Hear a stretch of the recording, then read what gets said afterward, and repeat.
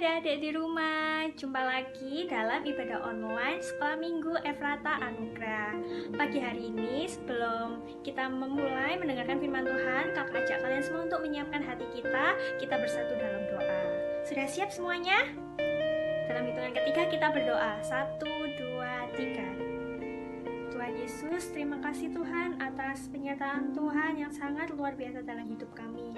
Kau masih memberi kami kekuatan Tuhan dan kesehatan Tuhan untuk kami dapat beraktivitas setiap harinya Tuhan. Walaupun kami sekarang masih dalam keadaan yang seperti ini Tuhan, beraktivitas di rumah Tuhan karena pandemi COVID-19 yang belum usai, tapi kami bersyukur karena penyertaan Tuhan Yesus yang luar biasa dalam hidup kami. Tuhan, setelah kami akan mendengarkan firman Tuhan, kiranya urapi Tuhan setiap hati kami agar kami dapat sungguh-sungguh Tuhan mendengarkan firman Tuhan, dan juga Engkau urapi Tuhan agar telinga kami dapat mendengar dengan baik Tuhan dan menyerap semua firman Tuhan yang akan disampaikan. Ampunilah segala dosa-dosa kami Tuhan, kuduskan dan sucikan setiap hati kami. Terima kasih Tuhan, haleluya, amin. Sudah siap semuanya untuk mendengarkan firman Tuhan?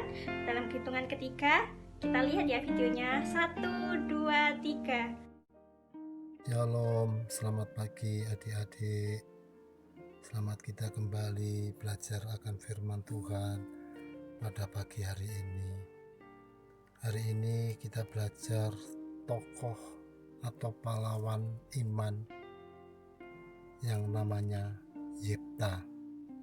Yefta namanya tidak sebesar seperti tokoh-tokoh atau pahlawan-pahlawan iman yang lainnya. Contoh seperti Daud, seperti Samuel, seperti Simpson maupun Gideon. Tetapi Yefta punya peranan penting di dalam kitab Hakim-Hakim pasal 11 ini. Ya, tentunya adik-adik persiapkan untuk bisa mendengarkan dengan baik cerita daripada Hakim-Hakim pasal 11 tentang Yefta ini. Yefta orang Gilead. Alkitab mencatat seorang pahlawan yang gagah perkasa. Nama ayahnya Gilead, tetapi ibunya seorang perempuan sundal atau pelacur.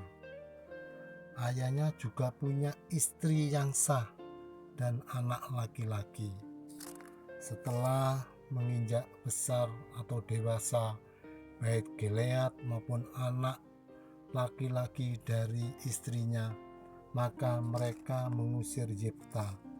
Mengapa Yefta diusir adik-adik oleh saudara-saudaranya? Karena Yefta anak seorang perempuan sundal. Maka adik-adik, pergilah Yefta dari saudara-saudaranya ke tanah atau daerah namanya Tob. Sampai di sana dia berkumpul dan berteman-teman dengan orang-orang yang pekerjaannya sebagai ada yang perampok, ada yang preman, ada yang begal, dan lain sebagainya. Beberapa tahun kemudian orang-orang Israel diserang oleh orang Amon. Maka orang Israel kebingungan karena tidak punya panglima perang.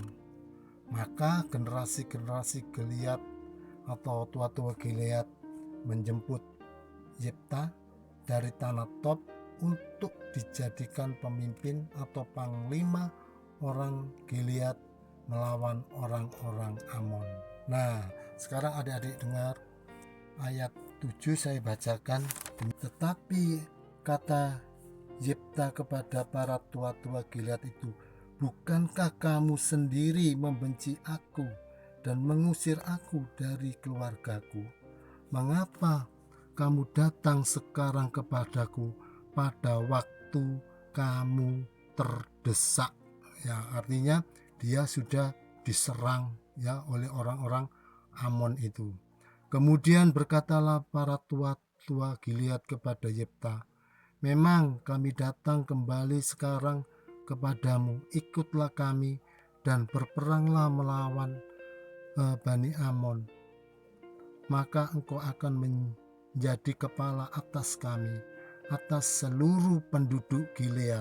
Kata Yifta kepada para tua-tua Gilead, jadi jika kamu membawa aku kembali untuk berperang melawan Bani Amon, dan Tuhan menyerahkan mereka kepadaku, maka akulah yang akan menjadi kepala atas kamu.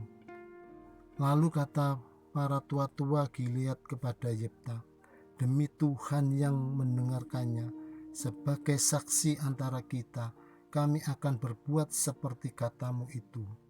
Maka Yifta ikut dengan para tua-tua Gilead, lalu bangsa itu mengangkat dia menjadi kepala dan panglima mereka.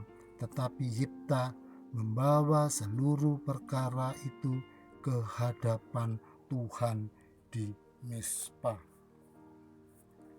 Nah, di sini ada ikatan janji ya adik-adik, antara Yifta dan generasi atau tua-tua Gilead. Ketika nanti kalau Yifta bisa mengalahkan orang-orang Amon, ya, Yifta adalah sebagai pemimpin mereka.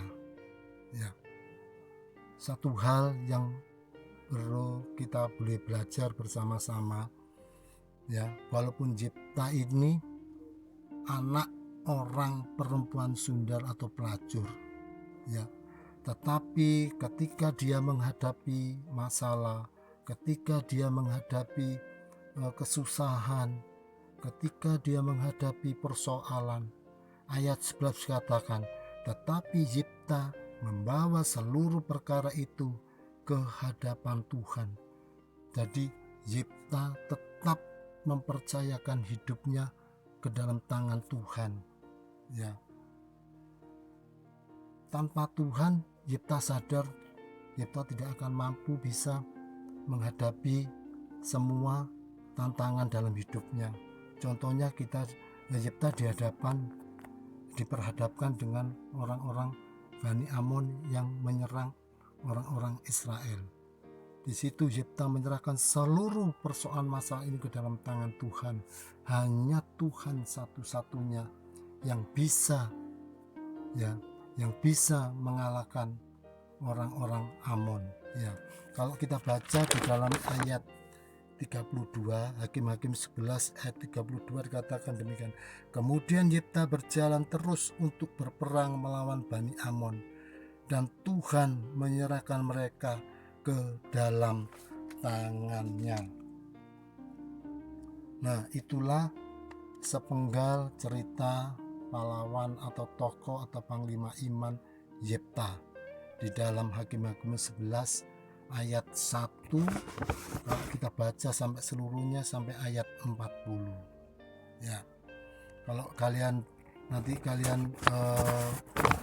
kenapa Yifta bisa menang di pasal 22, kalian baca nanti di mulai ayat 12, ya, ayat 12 sampai seluruhnya lah. Nanti kalian baca di situ ceritanya. Ya, ini cuma sepenggal ceritanya, bahwa kesimpulannya adalah buat adik-adik semuanya, apapun keadaan atau kondisi kalian, ya, mungkin tidak memungkinkan, ya, kita mungkin dipandang sebelah mata orang lain, ya, mungkin kita ditolak, disisihkan, bahkan mungkin kita orang-orang tidak mau bergaul dengan kita. Tapi satu perkara adik-adik, ya, tetap percayalah kepada Tuhan, sebab hidup kita di tangan Tuhan.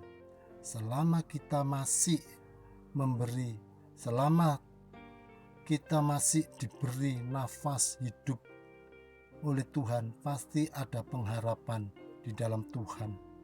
Hanya di dalam tangan Tuhan, ya, segala sesuatu yang terjadi di dalam kehidupan kita akan bisa mampu melewati, kita mampu bisa akan mendapatkan kemenangan.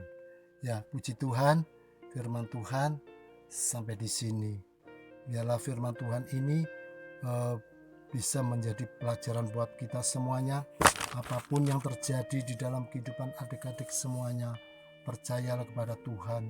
Hanya Tuhan satu-satunya yang bisa memberikan kemenangan buat kita semuanya. Haleluya. Amin. Kembali lagi bersama Kak Eta. Adik-adik sudah mendengarkan firman Tuhan. Sekarang saatnya kakak akan beri pertanyaan untuk kalian semua. Sebelumnya, kakak ingatkan kalian untuk menyiapkan alat tulis dan buku catatan untuk mencatat pertanyaan. Di sini kakak akan memberi total 5 pertanyaan.